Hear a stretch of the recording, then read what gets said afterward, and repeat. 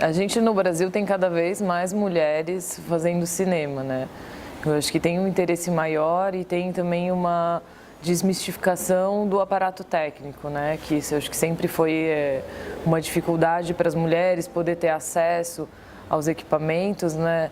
Não só pelo custo, mas também porque os homens sempre dominaram a técnica, né? E sempre teve aquela questão de, esse equipamento é muito pesado para as mulheres.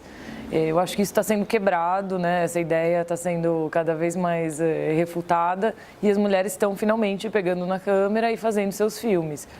E aí a importância disso, eu acho, é principalmente que a gente tem uma originalidade temática que vem, né, com isso, com a decorrência desses novos olhares que vem compondo e também de nova linguagem, né? Porque você não só pauta temas que estão mais relacionados com as mulheres e mais sensíveis às mulheres, mas também tem todo um outro jeito de contar uma história, né? Você tem uma inovação de linguagem, de temática.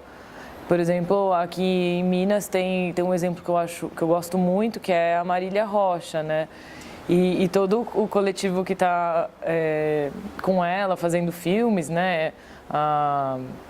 As outras pessoas ali que estão nessa produção, eu acho que é um outro jeito de fazer cinema, né? Um jeito novo, que gosto muito e que acho que simboliza bem essa forma, né?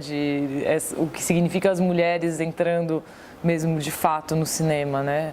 Está sendo uma coisa muito legal, assim, nesse momento, que é quase uma terceira onda, né? Algumas pessoas estão chamando de terceira onda do feminismo. E acho que não é só no audiovisual, mas isso é uma coisa assim, um fenômeno que está acontecendo e inclusive a nível mundial, eu vejo. E no audiovisual especificamente, isso está acontecendo de uma forma incrível, porque estão se formando coletivos, né?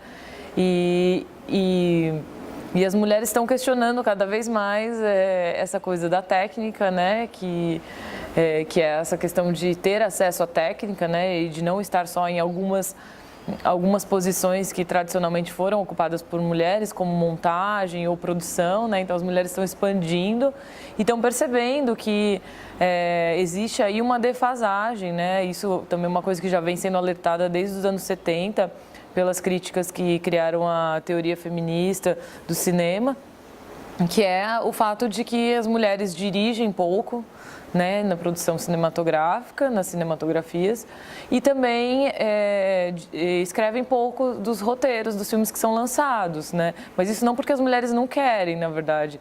Isso é porque é um mercado dominado por homens, um segmento dominado por homens, assim como vários outros, né? Como a gente tem uma diferença de salários e que a gente está lutando para que seja atingida a igualdade de salários em outras áreas.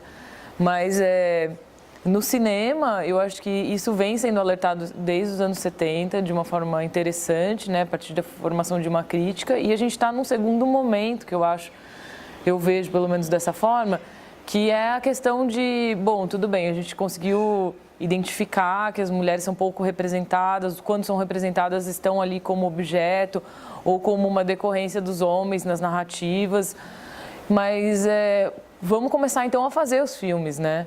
Então, eu acho que no Brasil tem também uma coisa importante, que é depois da criação da Ancine, se pluralizou muito as formas de fomento, né? Ainda que tenho minhas ressalvas com a Ancine, mas assim, e com os métodos, com os fomentos que são disponibilizados, existe uma pluralização bem grande, eu acho, a partir um movimento que começa na retomada, mas que se acentua nos anos 2000 com a criação da Ancine e com a criação de diversos outros fundos e que deu possibilidade maior para que as mulheres pudessem acessar aos financiamentos e finalmente produzir seus filmes, né? E assim acabou gerando uma diversificação de olhares, obviamente, uma diversificação de representação também, né? As mulheres estão sendo representadas de outras formas, né? E das formas como elas reivindicam, né? Não só como os homens as veem.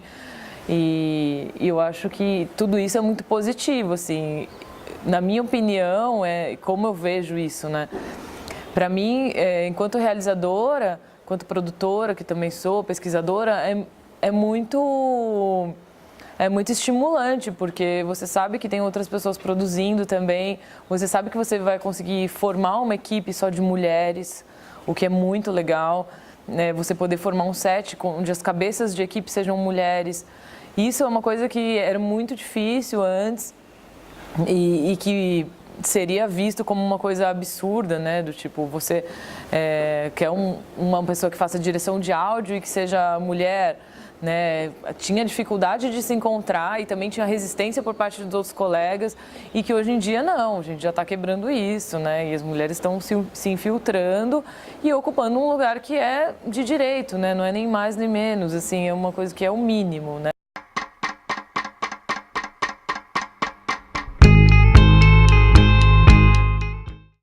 Eu acho que quando a gente começa a pesquisar cinema, as primeiras referências que a gente tem, né? Pelo menos minha experiência foi assim, era um mundo muito masculino, né? Os cineastas são homens, os roteiristas são homens, os filmes que você aprende a analisar, que você tem como exemplo na universidade, são filmes dirigidos e roteirizados por homens, a gente estuda cineastas, né? Então a gente quase que tem uma referência de uma cinematografia que é exclusivamente de homens, né? É muito raro você, ainda hoje, eu acho, nas universidades, ter contato com isso, né? Lógico que tem algumas professoras que tentam trazer esses temas e que acham super importante colocar, mas a grande maioria são de referências que a gente tem na nossa formação enquanto cineasta, né? Enquanto comunicador, audiovisual, nessa área, são homens, né? E aí, quando você descobre algum filme, uma cinematografia de uma mulher, é sempre muito importante, assim, eu acho, né? Independente do que te cause, né? Mas no meu caso específico, teve uma cineasta chamada Helena Solberg, que é uma cineasta pioneira do Brasil, que para mim foi um achado, assim, um achado até recente, né? Porque a obra dela está sendo revista, né, atualmente, assim, as pessoas estão resgatando um pouco a Helena.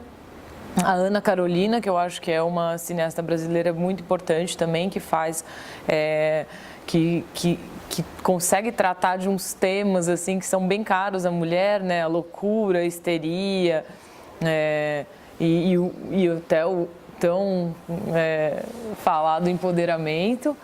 E tem duas cineastas que não são brasileiras, que também que são grande influência para mim, que é a Chantal Akerman e a Agnès Varda, que para mim elas são muito guerreiras, assim, pela forma, pela discussão.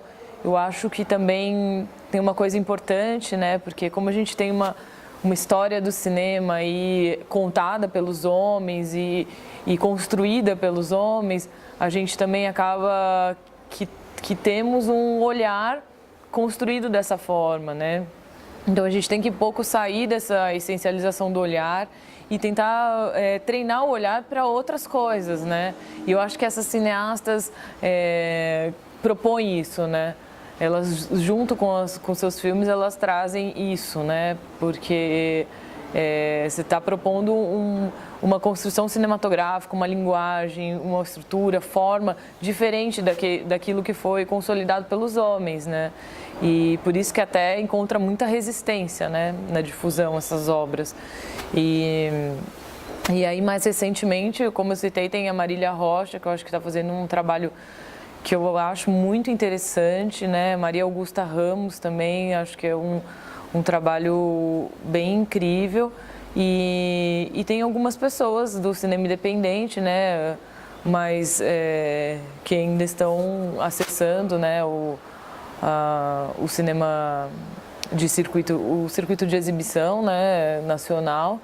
E aí tem a Alice Riff, que eu poderia citar, que eu acho que é uma pessoa bem bacana, tem uma proposta de olhar, de documentário que eu admiro bastante.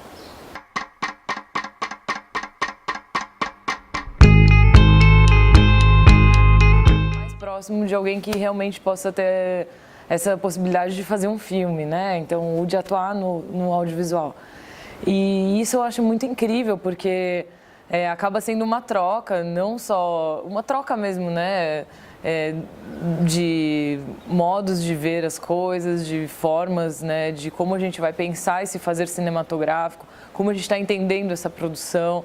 E então não é só uma... Acho que não é também só uma questão de como as mulheres ou as plateias desses festivais encaram a minha presença, mas eu também aprendo muito, né? Absorvo muito do que os jovens estão dizendo. E eu acho que tem uma coisa que é interessante nesses espaços de debate, onde a gente pode passar o filme e depois debater, que é justamente isso, né? As pessoas terem contato com alguém que de fato está fazendo filme e que consegue circular com esse filme, né? Uma vez eu fui numa exibição na periferia de São Paulo, em Campo Limpo, no Sesc Campo Limpo, e aí a última pessoa a fazer uma pergunta era uma jovem e ela se emocionou, porque ela falou, pela primeira vez eu estou vendo aqui na minha frente, né, mulheres, porque não era só eu de realizadora que estava lá, mulheres que fazem cinema. Eu nunca tinha tido contato com isso, eu sempre quis trabalhar com audiovisual, mas toda a minha vida eu só conheci homens que faziam cinema. E aí, para ela, aquilo foi uma experiência, quer dizer, muito transformadora, né? De poder ver que aquilo era possível. Que não era pelo fato dela ser mulher que ela não poderia um dia fazer um filme ou trabalhar com cinema.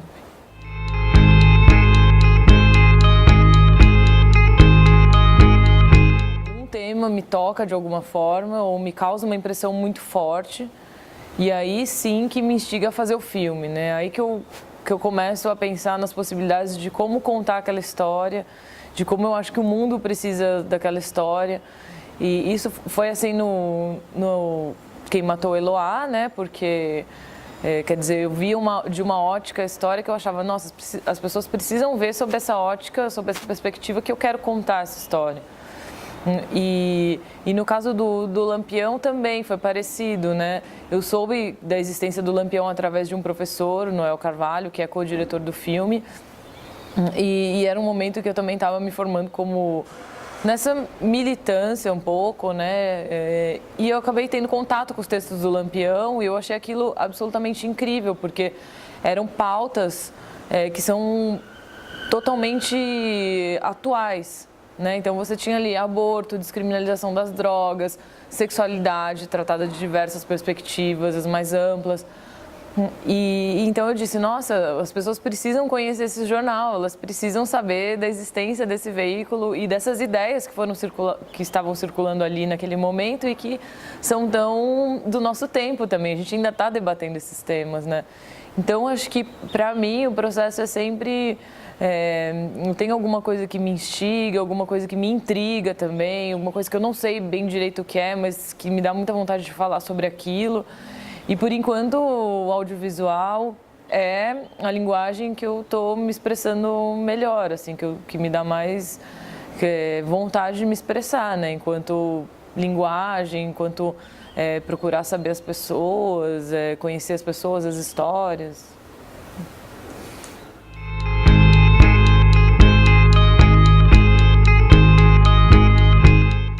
Eu não acredito na imparcialidade da mídia, né? E eu acho que o Quem Matou Eloá é um filme que fala muito sobre isso, sobre como é importante que as pessoas que estão fazendo esses discursos, que são altamente medializados, esses discursos que são difundidos por todo o país, como é importante que as pessoas se posicionem, né? Para que a gente saiba de que perspectiva isso está sendo dito.